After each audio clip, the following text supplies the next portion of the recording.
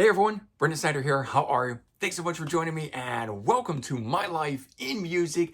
I'm calling this Get to Know Your Captain, where I'm going to be running through all kinds of different things. Everything from being born all the way up to present day, being 48, all the cool things in between. You have seen potentially some of my Q&A videos, then you already know things like favorite bands and desert island albums and different questions like those that you guys normally ask. Well, this is actually going to get into the rest of everything about my life. So really more like a biography, but as an episode for you guys. So that sounds interesting to you, stick around. We're going to get into it here in just a bit. But before we start, if you're new to my channel and you haven't already hit the subscribe button, please do. Also leave a comment, hit like, all those things do help support my channel. I'd greatly appreciate it. And of course, it's an added bonus by turning on notifications. You'll never miss an episode and stay up to date on really cool and different things like this one right here called Get to Know Your Captain, A Life in Music. And so we're going to just kick off right at the very beginning. Obviously, I was born July 22nd of 1976. I'm currently 48, getting ready to turn 49. And I actually only just recently found out that Don Henley of the Eagles was born on the same day as me. So pretty cool. I know there's a bunch of other ones out there. If you guys remember back in the 80s, it was a really popular thing to get one of those certificates that told you all the great things that happened on your day of birth. And but it never told me about Don Henley being or sharing my birthday. So that one was a cool one. I was born premature. I had to be flown from where I was born at that hospital. Didn't have the right things to take care of me. So I had to be flown to another hospital via helicopter. Stayed there for 10 days before I was out of the woods and could come home. And in all, I grew up in Florida. I lived in 5 different cities, towns while I was there. Being born in Leesburg, Florida, then moving to Pensacola, followed by Clearwater, Safety Harbor, and Gainesville, where I went to college before ultimately leaving, going to New York City, and then now I'm in New Jersey.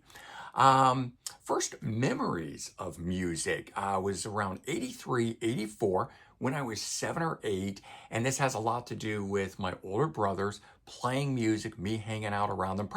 They were probably babysitting me, and I had to stick around with them, that type of things. But I definitely remember the parents not being home and us listening to music. And one of the first albums that I remember and has stuck with me ever since was Journey's Frontiers from 83. Love this album. This is a desert island album that I would take. A lot of it to do with the nostalgia, but also just an absolutely fantastic album. It's got what I think is arguably the greatest ballad ever, Faithfully, is on here, but also Separate Ways, Worlds Apart, just absolutely great stuff. So that album has really stuck with me for a long time. Another one being Queen, The Game. Not everybody's favorite Queen album. Personally, my favorite. I love this album. I know that Grant Arthur, who you've seen on my channel, absolutely does not like that one, but I do like that. And my brothers were also playing this, ABBA's Greatest Hits Volume 2. It took me a long time to figure out what this album was. I only had vague memories of it. It wasn't until I saw the track listing that I finally knew what I had grown up listening to, because I thought maybe it was just an ABBA album. But my taste in music is obviously quite diverse, and having gotten a good start there with my older brothers. It would continue on, though, in particular with Quiet Riot's Metal Health, which I think is one of the absolute perfect driving albums, and around 84, Twisted Sister, Stay Hungry. So those were my early inclinations. So everything from AOR, melodic rock, to the disco stuff of ABBA, and then with hard rock, heavy metal of Quiet Riot, Twisted Sister. So you can see where I really got off to a good start thanks to my older brothers. And of course, there was a lot of other bands thrown in there too that they liked. But grew up on cassettes. In particular, I've actually got a tattoo of a cassette on my leg, so a lot of nostalgia wrapped up in cassettes for me, because that's where I started. My older brother gave me an old Walkman cassette player of his, and it came with one cassette. Obviously, I've replaced it on CD since then, but the Hall & Oates album, Big Bang Boom, from 1984. And I like this song, Out of Touch, that was on here. I think that's why he gave it to me.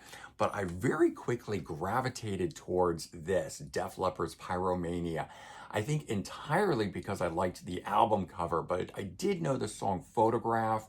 And from there, learned this album inside and out. So I would often borrow my brother's cassette of this, even though he had given me this one. I was borrowing this one all the time, listening to it. But the first cassette that I got that was my own, it wasn't given to me, borrowed, that sort of thing, it was a gift. It was Def Leppard's Hysteria. It was something I had talked about for a long time. My mom used some Christmas money from an aunt, uncle, grandparent to go out and buy me the cassette and give it to me. And I remember that being a big moment. But the first cassette that I went out and buy, the first piece of music that I took my own money, went to the store, it wasn't music of my older brothers, it was my music, it was present day, was Guns N' Roses' Appetite for Destruction from 1987. This was the edited cover or whatever, but I did since get myself a copy of the original LP with the original album art. And I don't know if we can see it there, but the Live Like a Suicide EP. So I've definitely stayed on my love of Guns N' Roses, and through the collection of music that I do, actually achieve some of those great things that as a kid, remembering seeing this, opening up and seeing that inside art. And then when I found out that it was the original album cover, of course, I had to get that. Incidentally, this copy of it in 1994, I believe it was around 93, 94, I bought it for $20. Somebody had a sealed copy of it in a record store that I worked in. I'll touch more on that in a minute, but I got it for 20 bucks. So it's not even any big thing that I had to shell out lots of money for. But where everything changed for me was 1989. And this was on a family trip. I had gotten bored, I guess. I didn't know what else I was doing hanging around where we were staying. We were in a house at that point, and it was in Clearwater, Florida. It was before we had moved to that part of Florida. And I went for a walk. I ended up at a Turtles Records and Tapes. And with my own money, I decided to buy Motley Crue's Dr. Feelgood. And that changed everything. It went from just having a couple cassettes and not really thinking about buying my next cassette or anything of that, occasionally picking up some, different things here and there. But first thing I went out to buy with my own money, or on my own, I should say. I mean, I bought the Guns N' Roses, but that experience of going to the record store, just ending up there and making that decision, but not setting out to buy it, not having to ask my mom to take me to the store, all of that sort of stuff. This album here, and it really changed everything because it set me on a path for the last 36 years of collecting music. And in 1991, I would make the switch to CDs from cassettes. And the first CD I got, along with the CD player, was a portable CD player that I could hook up to my stereo at the time, which had cassette decks in it. My parents got me also Motley Crue, Dr. Feelgood on CD. So that was actually the first CD, but the very next day, because that was Christmas of that year, I went out and bought No Prayer for the Dying from Iron Maiden, their classic, or in my opinion, classic 1990s album. Nobody that I know of really likes that album, but I absolutely love that album. And again, a lot of this stuff just has to do with, what they call the doorway album, the album that you came into the band, but I do love that album. And as they would say, the rest is history because I've now amassed over 13,000 CDs in my music collection. So now in around 1992, when I turned 16, getting my first job so that I could, help that habit of buying CDs, was actually at the fast food chain Taco Bell. It was close by my church. Most of you guys know my father is a minister, so it's where, he would preach, and I would go there on Sundays, go one of the services, but hang out for the rest of the day, and had to make time doing different things. And one of the things, I could walk a few, blocks down and hit a Taco Bell. Back then, you guys remember tacos were, I think, 39 cents. I think they were only like 25 cents on Sundays or something. But, for a couple bucks, you could go down and get a few tacos and hang out and do something something different, and my friends and I like to do that. So getting a job, that was one of the first places that was easy to get my foot in the door. But my next job, and it did prove to take about 8 months to get my foot in the door to be able to do one of these. And any of you guys that have tried to get a job at a music store knows it's not as easy as just walking in, applying, and getting hired. So I eventually got a job at Trax Records and Tapes, which is part of the Sam Goody, Turtles. I think there's a whole bunch of different lines that were all sort of under the same banner. But ultimately getting a job there, working there, loving it. I followed that up with working at Camelot Music. Both of those were in malls. Later worked at the freestanding store, which was huge, Peaches Music. They were a southern chain of record stores. And in all, I would work 5 different music stores throughout the time before I would eventually leave and go to college and, do different things. But all of that certainly assisting in building my love of music, but also in contributing to the huge collection that I have since amassed. And so around 1991, I got my first guitar, not the one I'm holding here, but it was a black no-name style guitar. But this one, which is the first one that, I sort of found and purchased, sought out, I would say, is the G&L Rampage. Guitars in Leo Fender, shooting off, making his own company, G&L, and this guitar here becoming famous because Alice in Chains guitarist Jerry Cantrell would play this. Single pickup in it, nothing all that fancy. I don't keep the whammy bar on it. I was never big into that, even though I grew up in the 80s. I don't know if you can see it there, but I have a sticker from Pink Floyd's Division Bell that I put there a long time ago. It's got chips and damage and discoloration and everything from years of playing it. But I do love this guitar. It is my one and only electric instrument, although I do have a 12-string acoustic. I have a Seagull 12-string acoustic. I've also got an acoustic bass. So I've got a number of different instruments in my collection, but this is the guitar that you guys often see sitting out behind me over there. I like to keep it on display, and I grab it. I still pick it up and play it, but I'm sure some of you guys were thinking I might play it here, but I definitely want to keep music channels separate from me playing things, and I'll tell you a little bit more about that here in just a second.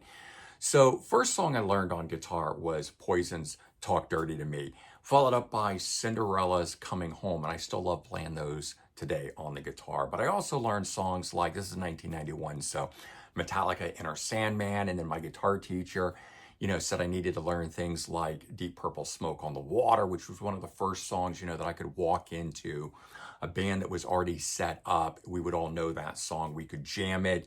I think everybody knows the song Led Zeppelin, Stairway to Heaven. So, of course, I was learning that. One of the first classic songs that I wanted to learn was Paint It Black by the Rolling Stones. And that's actually one that my friend and I figured out just by ear, listening to it, whether from a CD or radio or whatever, and learning that. But I never really was that diligent at practicing, and not all that interested in learning other people's music, except that when I wanted to just pick up the instrument and play something, you had it. But I very quickly found that I had more interest in writing my own stuff, coming up with my own stuff. And so that's really where I've always lived musically, is I don't pick up my guitar to play somebody else's music. I pick up the guitar when I get inspired listening to music, where I think of something that I want to do on the guitar, and I pick up the guitar and essentially I write a riff, a song, but I almost always write the whole thing. Not really a lyrics person, I'll just write all of the music for something. Once upon a time, I have 4-track digital recorder that I would record these things on. I don't really do that anymore. I just kind of write the stuff and enjoy it for what it is in the moment. But back during the days when I first started playing, I did quickly form a couple different bands with friends. There was one that was called Chapter 13 and another one called Anorexic Skeletons. I always wanted to name a band Mind Riot, but none of the guys I ever played with wanted to use that as a name, but I thought that was cool. Remember, this is the early 90s during the alternative rock, and Mind Riot was probably thought of as too much metal, to really be a good name for a band at that time. I was always the metal leaning guy. Everyone else was already into the alternative rock sounding style stuff. So I sort of brought that edge to things. And they were always telling me to tone back my metal influences on different things that I wanted to do. But, we would write our own songs, record demos. Never took it to the next level. It was just something that I was having fun with. Though a childhood friend of mine, Charlie Parker, and his band, Crossbreed, would eventually get signed and end up in New York City the same time that I was there attending college, for which I'll again talk more about that in a bit. But it was nice that one of us made it. And it was very cool too, because I was achieving my dreams of what I had gone to college for at the same time that he had stuck it out and was getting signed, recording his debut album, filming music video at CBGB's, the famous New York City club.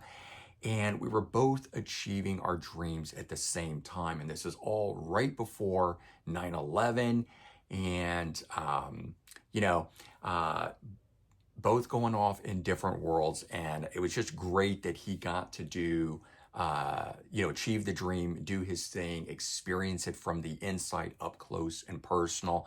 And then I myself, having had a sort of fly on the wall experience through him, getting to show up at the studio at night. I was in college classes during the day doing my own thing. And then after that, I would go over to the studio and hang out while he and his band would record. And that was just a super, super fun experience for me.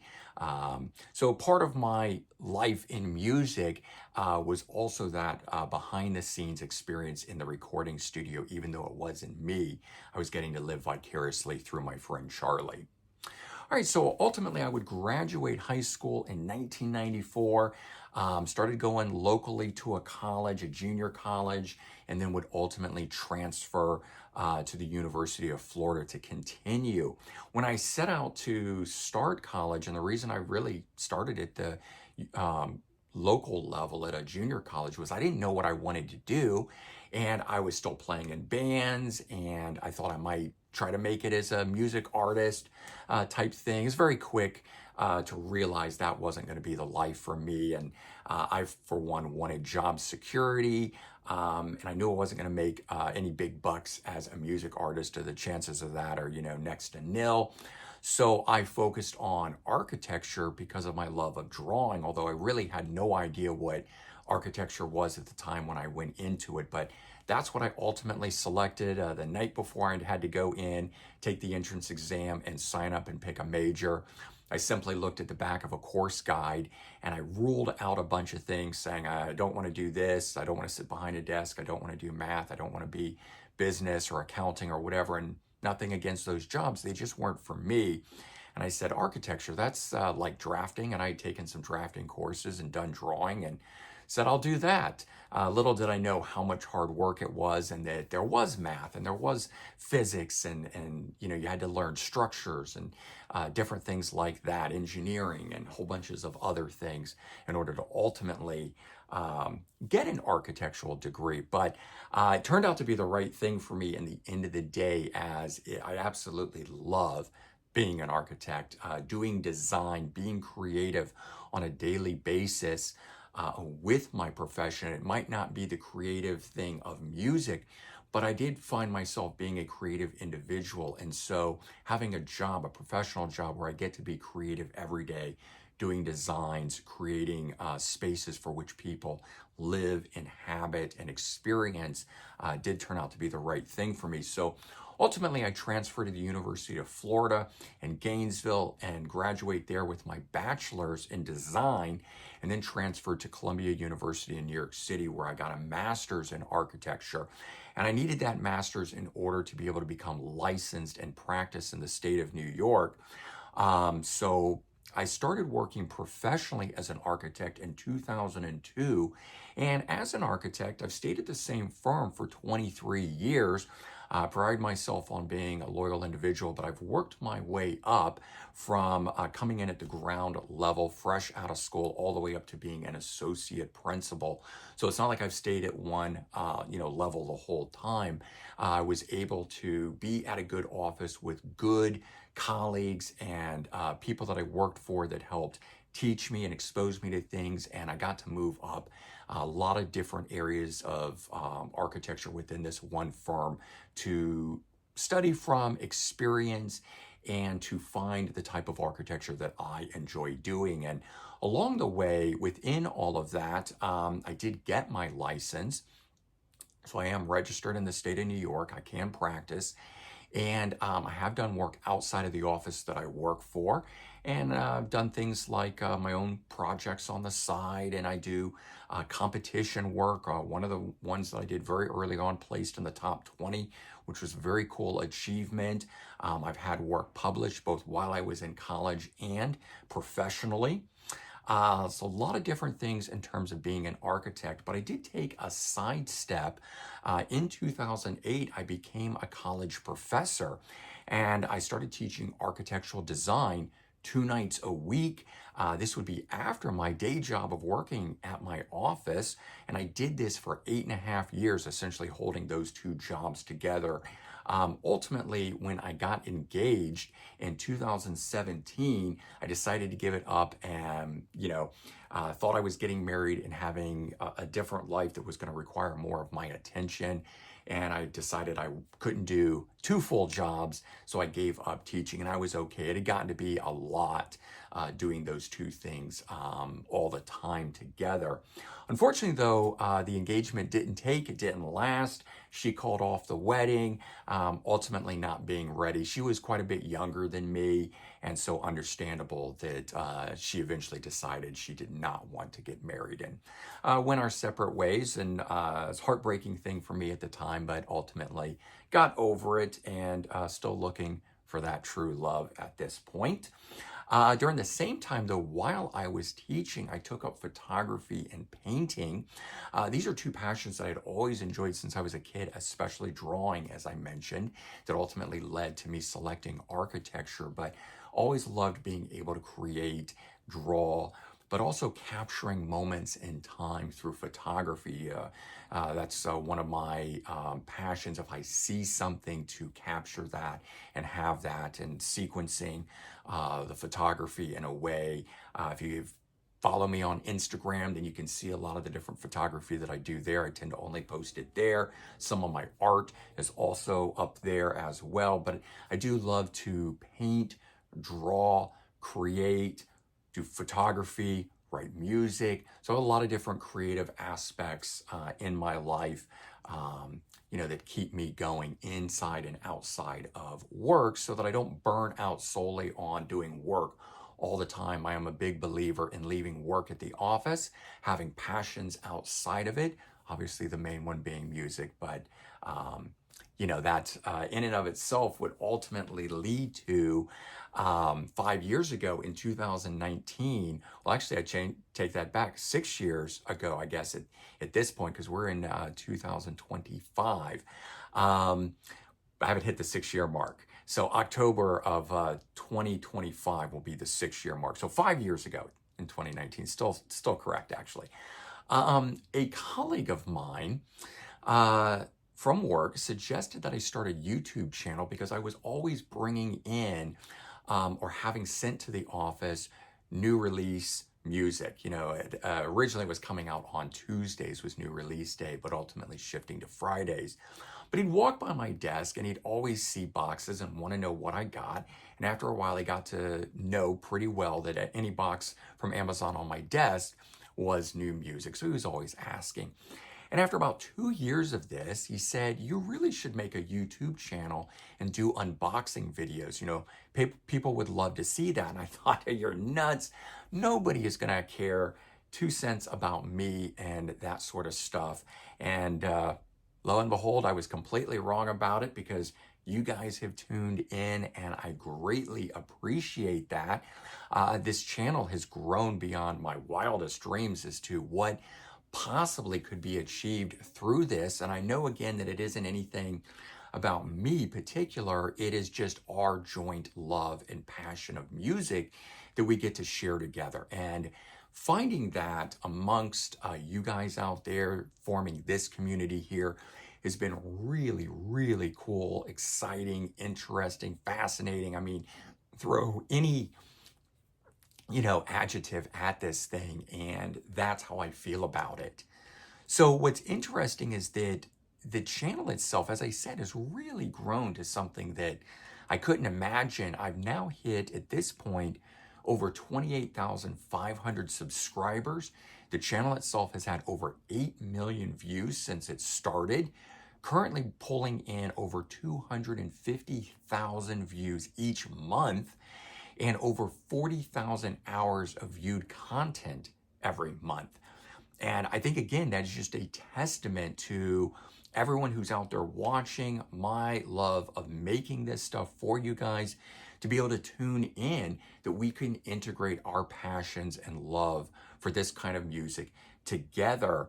And along the way, I've gotten to share all of that with you guys, doing reviews in advance of releases of albums. So I've gotten to be part of that music cycle that I grew up with, that I loved so much. Now I can be part of that there. I get to do interviews with childhood heroes of mine, famous musicians and stuff that I looked up to. I now get to interview, have them on my channel, which I never thought would be, possible. And I get to do great collaborations with other people out there, having YouTube channels and friends of mine, and create exciting, interesting content. And, at this point, I'm 48, getting ready to turn 49. I'm not even 50 just yet. So lots of life left to live, for me at least, and still lots left to do within my life. But of course, I'm going to continue to do what I love, which is enjoying music, sharing it with you guys. And so thank you for being a part of my life in music. All right, everyone, I hope you enjoyed this little biography, this little getting to know me episode, talking about my life in music. As I said, I do have some Q&A, question and answer videos out there, for which you guys can tune into those and get to know more specifics about the type of music I like. But I thought this type of video, which would really kind of get into my background, would be of interest to some of you out there. And I'm thankful that you stuck all the way around to the very end watching this. All right, everyone, take care, have a good one, and I'll talk to you real soon. Bye-bye.